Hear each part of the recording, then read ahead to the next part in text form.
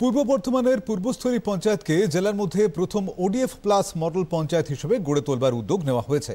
কাজ চলছে জোর কদমে। একসময় গ্রামে যত্রতত্র ছড়িয়ে ছিটিয়ে থাকতো আবর্জনা। এলাকার বহু মানুষ খোলা জায়গায় শৌচকর্ম সারতেন। গ্রামের সেই চেহারা আজ অনেকটাই বদলে গিয়েছে।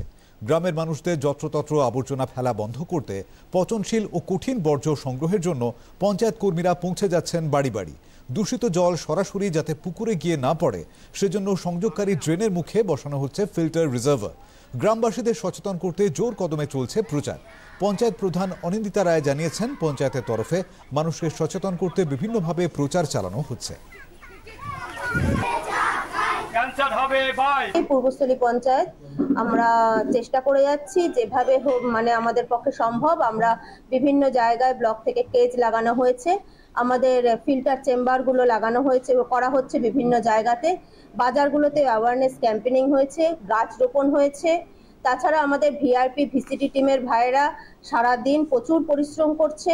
আমার অফিসের প্রত্যেকটা স্টাফ এবং প্রত্যেকটি মেম্বার আমাদের এই অনুষ্ঠানে এই কর্মসূচিতে অংশগ্রহণ করছে। গ্রামের লোকের সহযোগিতা এবং বাজার কমিটির সহযোগিতায় আমরা অবশ্যই চেষ্টা করব এগিয়ে যেতে।